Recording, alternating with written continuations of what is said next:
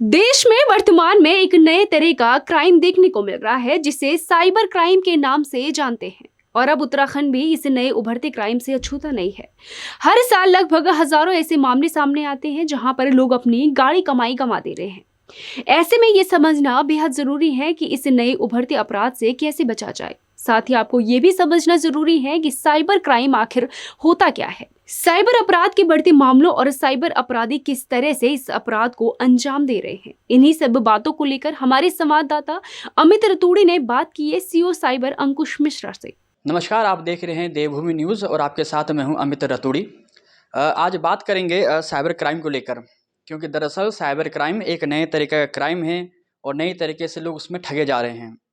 Cyber crime को समझने के लिए साइबर के एक्सपर्टीज़ का होना बेहद ज़रूरी है, तो क्योंकि वही व्यक्ति उन चीज़ों को बेहतर बता सकते हैं। और हम अपने दर्शकों से ये भी कहेंगे कि किस तरीके से साइबर क्राइम होता है, ये आपको इस पूरी रिपोर्ट के ज़रिए देखने को मिलेगी।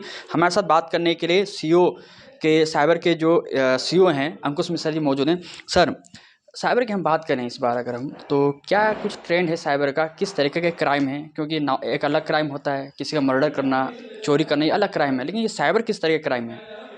सबसे पहले जितने भी आपके जो दर्शक हैं उनको मेरा नमस्कार। और जो आपने सवाल किया बहुत ही इंपॉर्टेंट क्वेश्चन है कि साइबर जो है उभरती हुई चुनौती अब सामने आ रहा है, जिसमें जो भी आपके साथ ऑनलाइन आप एक्टिविटी करते हैं, क्योंकि आजकल जो स्पेशली युवा जनरेशन है, जो नेक्स्ट जनरेशन जिन्हें हम कहते हैं, वो सोशल मीडिया पे काफ़ी एक्टिव रहती है। उनका इंस्टाग्राम पे काफ़ी उनका वो करते हैं यूज़, फेसबुक काफ़ी यूज़ करते हैं। तो उसमें सोशल मीडिया एक्टिविटी हो गई, हमारे ऑनलाइन एक्टिविटी हो गई, जो कि हम ज़्यादा कर रहे हैं।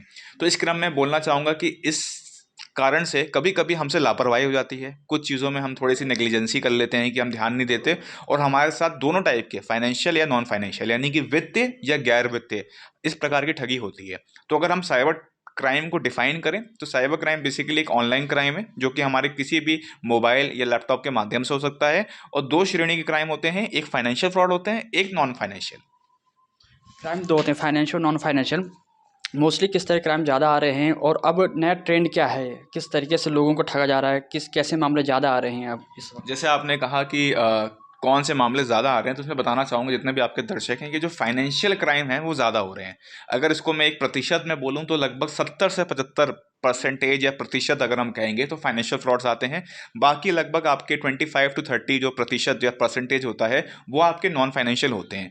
अब दोनों चीज़ों में मैं अलग अलग बताता हूँ कि जैसे फाइनेंशियल फ्रॉड के लिए यहाँ पे एक स्टेट की हेल्पलाइन नंबर है कि यदि किसी व्यक्ति के साथ फाइनेंशियल वित्तीय कोई ठगी हो जाए, किसी के पैसे निकल गए या किसी को धोखा दे दिया गया ऑनलाइन, जिसमें उसने किसी को अनजान व्यक्ति को पैसे ट्रांसफर कर दिए, उसके लिए एक स्टेट की हेल्पलाइन नंबर है 155260।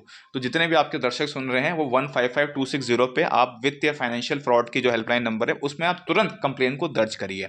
जिसमें मैं बोलना चाहूँगा कि आजकल जो हमने फ्रॉड्स देखे हैं जिसमें केवाईसी के नाम पे लोगों को फ़ोन किया जाता है कि आपके मोबाइल नंबर की केवाईसी ब्लॉक हो गई है, आपका नंबर ब्लॉक हो जाएगा, तो ये एक प्रकार की धोखेबाजी है।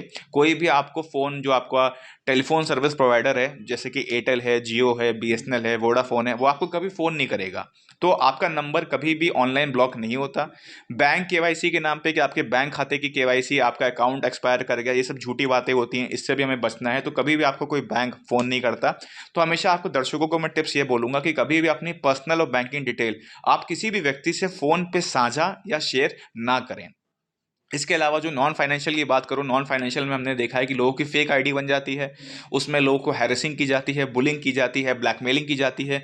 तो फेक आईडी में बोलना चाहूँगा कि एक टिप ये बोलूँगा कि जो भी आप सोशल मीडिया में आप प्रोफाइल बनाते हैं, फेसबुक पे बनाइए, इंस्टाग्राम पे बनाइए, ट्विटर बनाइए, जो भी आप प्लेटफॉर्म यूज़ करते हैं, उसमें आप अपनी जो खुद की प्राइवेसी है, अपनी गोपनीयता है कि आपकी फ़ोटोज़ को कौन कौन देख सकता है, उस प्राइवेसी को आप चेक कर लें।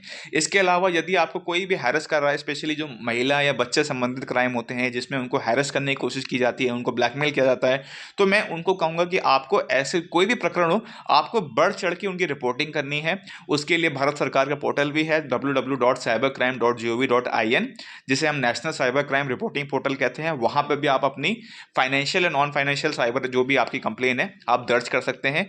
इसके अलावा आप हमारे थाने में कभी भी आ सकते हैं, आप अपनी रिटर्न एक एप्लीकेशन दे सकते हैं। इसके अलावा कोई फाइनेंशियल फ्रॉड हो रहा है तो आप 155 260 155260 पे फाइनेंशियल रिलेटेड कोई भी साइबर फ्रॉड है उसकी भी कंप्लेन आप दर्ज कर सकते हैं।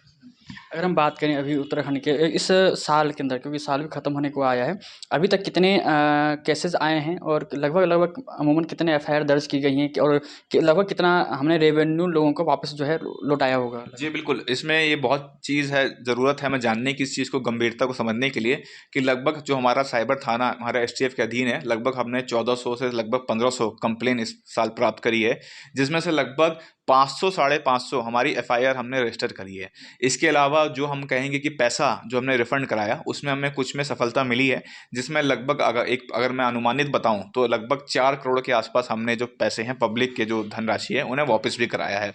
परंतु इसमें मैं आपके जैसे दर्शक हमसे बहुत बार हमसे पब्लिक पूछती है, हमसे लोग पूछते हैं कि सर हमारा पैसा तो नहीं आया, तो उसमें इशू ये आता है कि देखिए उसमें रिपोर्टिंग का अंतर है कि आपने कितनी जल्दी रिपोर्टिंग कराई। क्योंकि अगर आप कोई भी क्राइम अगर हो जाए, फाइनेंशियल फ्रॉड हो जाए, अगर उसको आप 15 मिनट में, 20 मिनट में, आधे घंटे में रिपोर्ट करोगे, जैसे 155 260 मैंने आपको हेल्पलाइन नंबर मिला, तो जितनी जल्दी आप रिपोर्टिंग करेंगे उतनी जल्दी संभावना होती है पैसे बचने की। जितना डिले होता है कि बहुत बार कंप्लेनेंट है वो 1 दिन बाद, 2 दिन बाद, 1 हफ्ते बाद आता है, तो उसमें क्या होता है कि क्रिमिनल तब तक उस पैसे को बाहर निकाल ले जाता है, तब मुश्किल हो जाता है बचाना। तो यही कारण है कि पैसे बचने का कारण भी यही होता है कि जितनी जल्दी रिपोर्टिंग होगी। इसमें जितने भी हमारे सीनियर्स ऑफिसर्स हैं उन्होंने बहुत ही अच्छा सिस्टम बनाया है, और जिस क्रम में जो 155 260 को जो बार बार मैं एम्फेसाइज कह रहा हूँ, बार बार मैं इसको स्ट्रेस कर रहा हूँ, इस नंबर पर आप तुरंत रिपोर्टिंग करिए। और इस नंबर को हमें ज़रूरत है कि पब्लिक में और हम जितने भी हमारे दर्शक हैं वो इस नंबर को पॉपुलर करें और समाज में जागरूकता लाएं कि अगर आपके पैसे निकल गए तो आप तुरंत 155 260 में आप कॉलिंग करिए। हमने देखा है कि साइबर का जो आपका पेज है उसके ज़रिए हो, या जो उत्तराखंड पुलिस का जो पेज हो, या अलग अलग जो ज़िलों के जो पेज हैं पुलिस के, उनके ज़रिए भी इसको अवेयरनेस कराया जा रहा है लोगों को। लेकिन टारगेट अब नया तरीके का क्राइम है, साइबर क्राइम नए तरीके का क्राइम उभर कर सामने आ रहा है। अमूमन कहाँ पे कमी आप मानते हैं, लेक फाइंड कहाँ पे कम मानते हैं हम, लेक फाइंड की जागरूकता की कमी मानते हैं लोगों में, या लोग इस चीज़ को समझ नहीं पाते हैं? जैसे आपने बताया कि फेसबुक आईडी बना लेते हैं लोग और पैसा भी दे देते हैं, तो उनको क्यों जागरूकता नहीं हो पा रही है? कहाँ पर उनके बीच में कमी आ रही है मतलब? इसमें मैं बोलना चाहूँगा कि देखिए, जैसे आपने बोला थोड़ा सा लापरवाही वाला एंगल है, वो सच बात है कि कभी कभी हम लोग थोड़ा सा इस चीज़ को लाइटली ले लेते हैं। एक बहुत बड़ा कारण क्या होता है कि हमें लगता है कि हम बहुत पढ़े लिखे हैं या हमें बहुत अच्छा हमारा सिस्टम है, हमारे साथ साइबर क्राइम नहीं हो सकता। तो पहली चीज़ जो मैं बोलना चाहूँगा कि जो हमें ये भ्रम है कि हमारे साथ साइबर क्राइम नहीं हो सकता, ये भ्रम हमें निकाल देना है। कारण क्या है कि साइबर क्राइम में मुश्किल से 2 सेकंड या 5 सेकंड की आप लापरवाही करेंगे और आप ही का खाता, आप ही के साथ कोई साइबर ठगी हो सकती है। दूसरी चीज़ जो आपके दर्शकों को बताना चाहूँगा कि साइबर क्राइम में क्या है कि बहुत प्रकार के हैं। उसको मैं जैसे मैंने सिर्फ 2-3 ही टाइप के बताए कि केवाईसी फ्रॉड हो गया, बहुत टाइप के हैं। जैसे मैं आपको दर्शकों को बताना चाहूँगा कि जैसे क्यूआर कोड होता है कि लोग क्यूआर कोड स्कैन कर लेते हैं, तो मैं आपके दर्शकों को बोलना चाहूँगा कि क्यूआर कोड स्कैन करने से पैसा दिया जाता है। क्यूआर कोड स्कैन करने से आपको पैसा कभी नहीं मिलेगा। उसी प्रकार से मैं बोलूँगा कि जैसे बहुत सारे फेक लिंक्स आते हैं कि आपको फला किसी फ्रेंड ने या किसी अनजान व्यक्ति ने आपको एक लिंक दे दिया, आपने उस लिंक को डाउनलोड किया और आपके साथ आपका फ़ोन आपका हैक हो गया।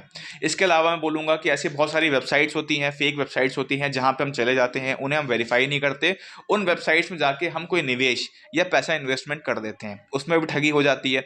वो भी एक फ्रॉड है जिससे हमें बचना है। आजकल बहुत सारी फेक चैरिटी आ गई हैं, फेक डोनेशन साइट्स आ गई हैं कि कभी कभी हम सोचते हैं कि हम एक अच्छा काम कर रहे हैं और हमने उस पर्टिकुलर वेबसाइट को वेरीफाई नहीं किया, वहाँ जाके हमने पैसे दे दिए, अपनी मेहनत की कमाई दे दी, और उसमें भी हमारे साथ ठगी हो जाती है। इसके अलावा बोलूँगा कि और भी बहुत प्रकार के क्राइम है। जैसे अभी बात चल रही थी कि केबीसी फ्रॉड हो गया, व्हाट्सअप लॉटरी फ्रॉड हो गया, कि आपकी केबीसी व्हाट्सअप के नाम पे कोई लॉटरी लगी थी और आपने व्हाट्सएप पे दोस्ती करके उसको पैसे दे दिए। तो किसी की, मैं जितने भी आपके दर्शक हैं उनको बताना चाहूँगा कि कोई भी आपकी लॉटरी, कोई भी आपका जैकपॉट, कोई भी आपका ऐसा कोई इजी मनी मेकिंग प्रोसीजर नहीं होता कि जिसमें आप इस प्रकार से लोगों के बातों में आ जाएं। तो आपको ऐसे नंबरों को रिपोर्ट करना है, ऐसे नंबरों को ब्लॉक करना है।